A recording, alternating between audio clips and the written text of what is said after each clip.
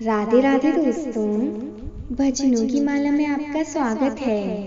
मैं आज आपको श्रावण मास का महात्म्य संक्षेप में तथा उसके सुनने का फल बताने जा रही हूँ। भगवान शंकर ने कहा, हे वत्स, श्रावण मास का जो महात्म्य मैंने तुमसे कहा है, यदि कोई पूरे 100 वर्ष तक उसका वर्णन करता रहे तो भी यह पूरी तरह से नहीं कह सकता। सती ने दक्ष प्रजापति के यज्ञ में अपनी देह का होम करने के बाद हिमालय की पुत्री होकर इसी श्रावण मास का सेवन किया था, जिसके कारण उसने मुझे प्राप्त किया था। अतः यह महीना मुझे बहुत प्रिय है। इस महीने में ना तो अधिक ठंड होती और न अधिक गर्मी होती है। इस श्रावण मास में राजा और प्रजा दोनों को ही अपनी देह में वैदिक मंत्रों द्वारा सफेद भस्म लगानी चाहिए या जल मिश्रित 12 त्रिपुंड मस्तक, छाती, नाभि, दोनों भुजाओं, दोनों कूल्हों, दोनों कंधों, सिर, कंठ और पीठ में मान स्तोके इस मंत्र से धारण करते हैं। सजो जाता दी इससे या षडाक्षर मंत्र से सर्वांग में भस्म लगानी चाहिए। शरीर में 108 रुद्राक्षों को धारण करना चाहिए। 32 रुद्राक्ष कंठ में, 22 मस्तक में, 12 दोनों कानों में, 24 दोनों हाथों में, 8 दोनों भुजाओं में, एक भाल में और एक शिखाग्र भाग में धारण करने चाहिए। इस प्रकार 108 रुद्राक्ष अपनी देह में धारण करके मेरी पूजा करनी चाहिए। पंचाक्षर मंत्र नमः शिवाय का जाप करना चाहिए। हे वत्स, ऐसा करने से सावन महीने में वह हमारा ही स्वरूप है, इसमें संदेह नहीं है। श्रावण मास में मेरा प्रिय मास जानकर इस मास में मेरी तथा केशव की पूजा करनी चाहिए। मुझे इस महीने में कृष्ण जन्माष्टमी अधिक प्रिय है। इसी दिन देवकी के गर्भ में हरि प्रादुर्भुक्ष हुए थे। हे वत्स, यह मैंने श्रावण मास का लेश मात्र महात्म्य तुम्हें बतलाया है। अब कहो तुम और क्या सुनना चाहते हो। श्री सनत कुमार ने कहा, प्रभु, श्रावण मास में करने योग्य जिन कर्मों को आपने कहा है वह सुने तो मैंने अवश्य हैं, किंतु सुनने के बीच में आनंद सागर में गोते लगाता रहा, इसलिए मुझे कुछ याद नहीं रहा। प्रभु, आप सब कुछ तथ्य रूप से कहिए, जिससे मुझे क्रमानुसार पता चले तथा मैं उसे भक्ति से ग्रहण कर सकूं। भगवान सदाशिव बोले, समाहित हो, शुभ अनुक्रमणिका सुनो।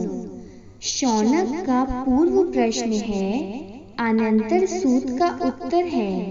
सुनने वालों के गुणों की कथा, तुम्हारे प्रश्न और श्रावण मास के निरुक्ति तथा श्रावण की स्तुति।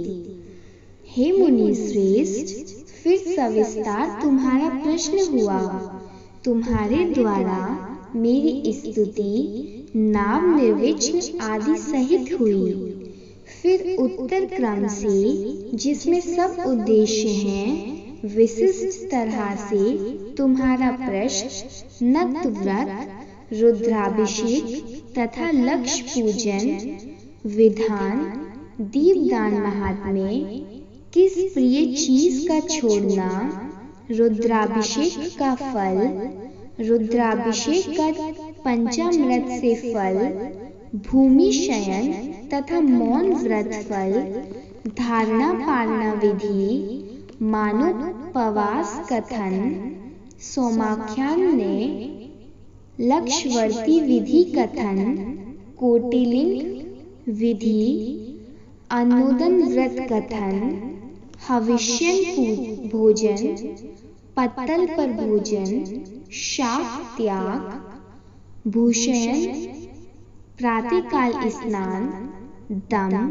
तथा शम कथन, स्फटिक आदि के लिंगों की अर्चना, जप पूजन फल, प्रदक्षिणा, नमस्कार, वेद पारायण, पुरुष सूक्त विधि, गृह यज्ञ विधि, क्रम से रवि, चंद्र तथा भौम का व्रत कथन, बुध और गुरु व्रत, शुक्र के दिन जीवंतिका व्रत, शनि के दिन नरसिंह व्रत, शनि, हनुमान और पीपल व्रत कथन, रोटक व्रत तथा औदुंगर व्रत महात्म्य, स्वर्ण गौरी तथा दूर्वा गणपति व्रत कथन, पंचमी में नाग व्रत, छठी को सुपोदन, सप्तमी को शीतला व्रत तथा पवित्रता रोपण विधि, नवमी को दुर्गा कुमारी पूजा, दशमी को आशा व्रत, एकादशी द्वय व्रत, द्वादशी विष्णु प्रीत्यर्थ, पवित्रता रोपण, त्रयोदशी को कामदेव व्रत, चतुर्थी को शिव प्रीत्यर्थ पवित्रता रोपण, पूर्णिमा को उपाकर्म उत्सर्ग तथा श्रावणी कर्म विधि, सर्पबलि, हैग्रीव जयंती महोत्सव, सभादीप, रक्षाबंधन तथा गजानन का संकट नाशन व्रत, कृष्ण जन्माष्टमी व्रत एवं कथा विधि, पिठोर व्रत, पोला संज्ञक वृषभ व्रत, दर्भ संग्रह, नदियों का राजस्वला काल, सिंह की संक्रांति में गौ प्रसव